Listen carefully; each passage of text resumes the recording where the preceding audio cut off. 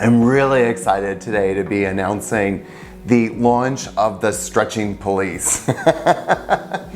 We're going to be looking at what different people are doing out there in sort of the yoga world and fitness world and asking ourselves, does this make us stronger or does this make us weaker? There's a lot of kind of erroneous things that are being put out there, and we want to start to look at it through the AYAMA lens, the Applied Yoga Anatomy and Muscle Activation lens, and really kind of see, does this actually help us or not?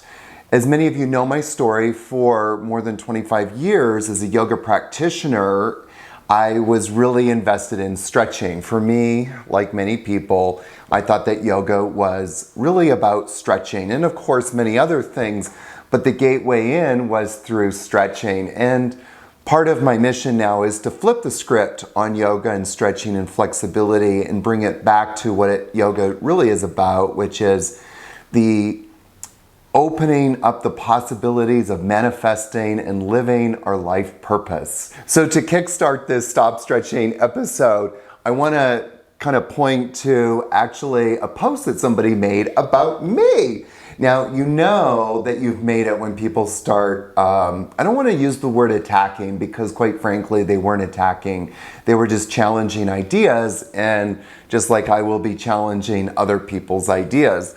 But this particular post came from the flexibility research, and he wrote a whole post, a post that I made called, "Is passive stretching dangerous?" Now, just to kind of understand the differences between passive stretching and dynamic stretching, passive stretching is when you are passively going into a pose and holding it for a long period of time.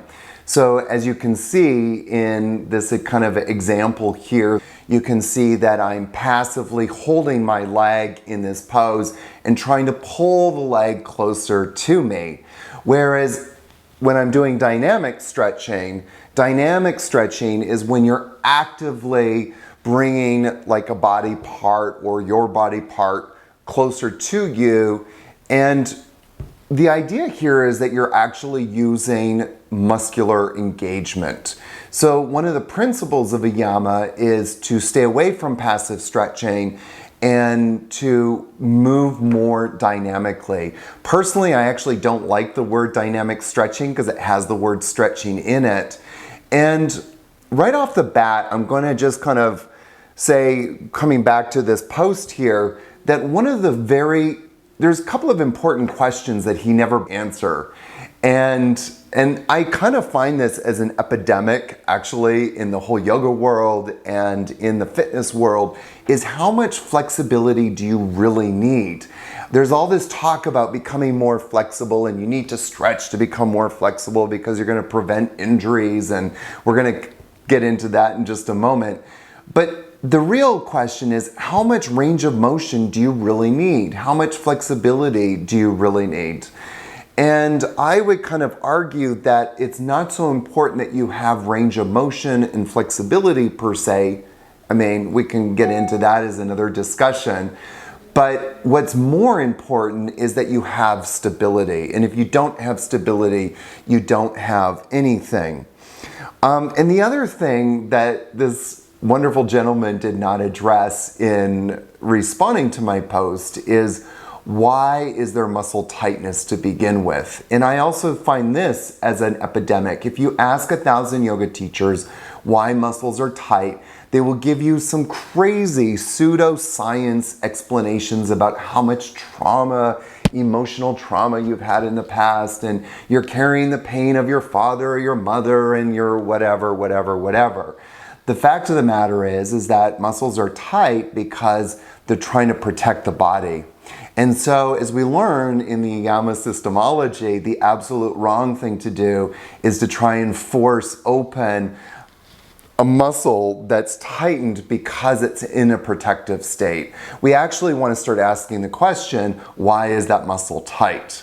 So let's go over and look at this post here.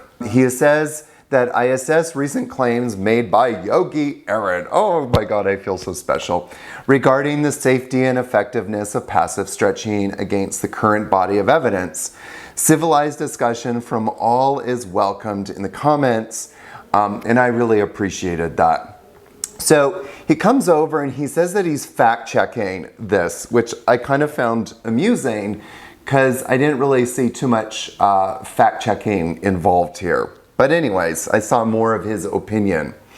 So the claim that I made was all passive stretching is too much stretching. So I'm an advocate for no passive stretching. There's no place for passive stretching. You don't need to do it, and it's not really going to help you in the long run. A lot of evidence seems to suggest actually that the effects of passive stretching, the immediate effects, only last for about 5 to 10 minutes. And again, I'm going to come back to the initial question. Why are the muscles tight to begin with? Why not address the actual tightness of the muscle instead of addressing the symptom? All you're doing here by stretching, quote unquote, is taking an aspirin to kind of solve a problem. But as you know, the aspirin doesn't really solve the problem. You've got to get to the root of the issue. So, contrary to popular belief, stretching has little to no effect on performance or injury prevention. Stretching does lead to increased pain and instability in the body. All of that is true, and I'm a living testament of that. But we can also look at a lot of people, anybody who has made, quote unquote, a life or spent a long time focused on stretching.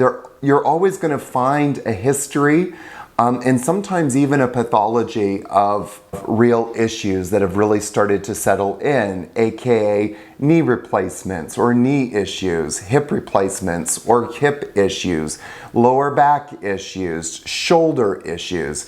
I just had an email today from one of my new students who was telling me about one of their best friends. They do yoga together, and she is super bendy. And her friend has severe shoulder problems and now is also having wrist problems. So when we start to focus all the time on stretching, we start to actually develop a lot of other issues.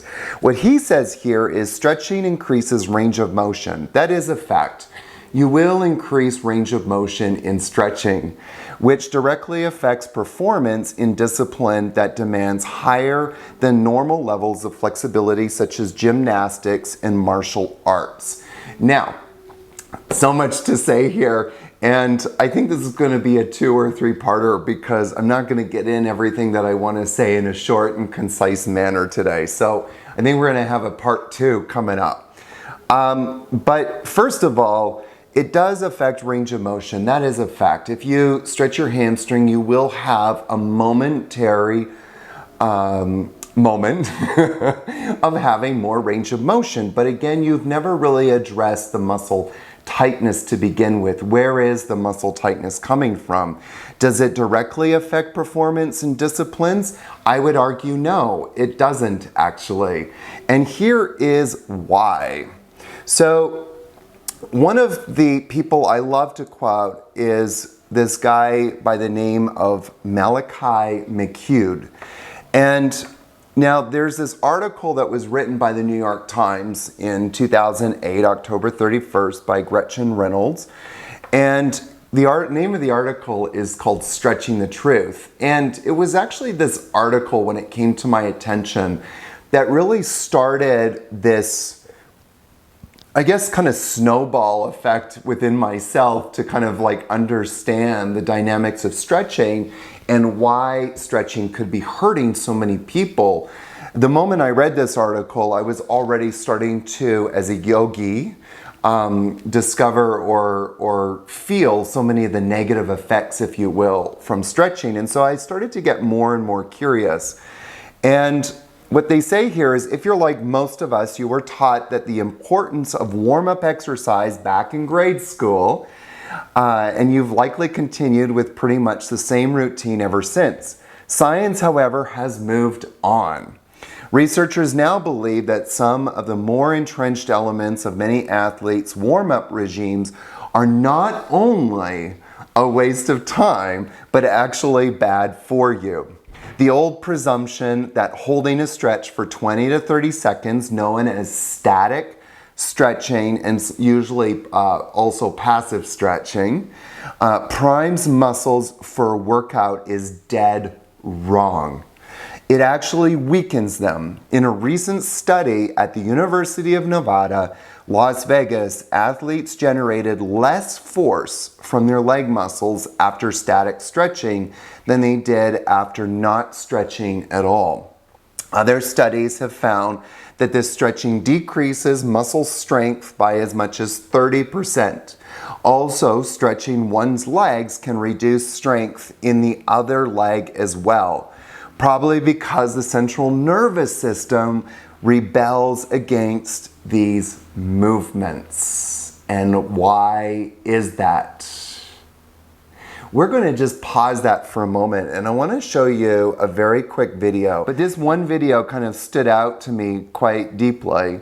And so she's asking the question what stretching actually does to your body. She got into this kind of conversation with a few flexible people as well as somebody who has a PhD. But there's one particular point in this clip that I want to just pull your attention to, and let's just watch that together.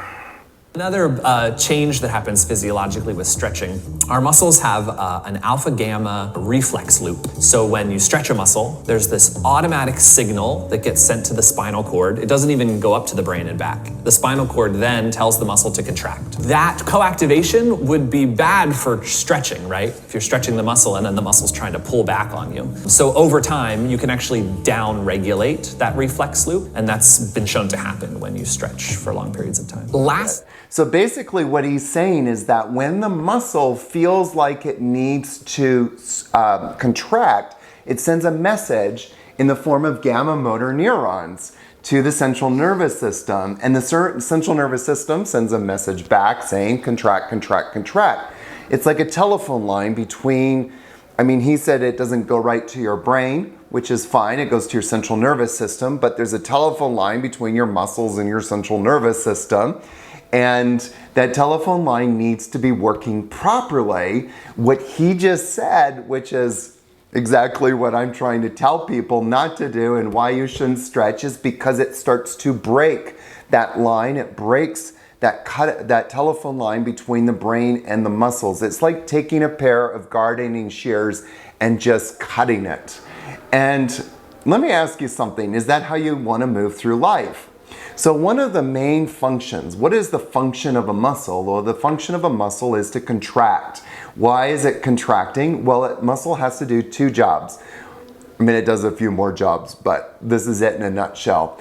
It moves bones. So if I extend my arm out and I bring my wrist to my shoulder, what is doing that movement is the bicep. The bicep has to shorten in order for that movement to happen. I'm sitting down right now. If I was going to stand up, there's muscles that need to shorten in order to move my bones to stand up. This is common knowledge. There's nothing new about this. The other most important thing about muscles is that they stabilize joints. And you think about how many joints you have in your body. Of course, you know the main joints, your ankles, your knees, your hips, your shoulders, but you also have a bunch of joints throughout your spine. And this is where why we see so many people that have back issues. The muscles surrounding the joints of the spine are not working properly.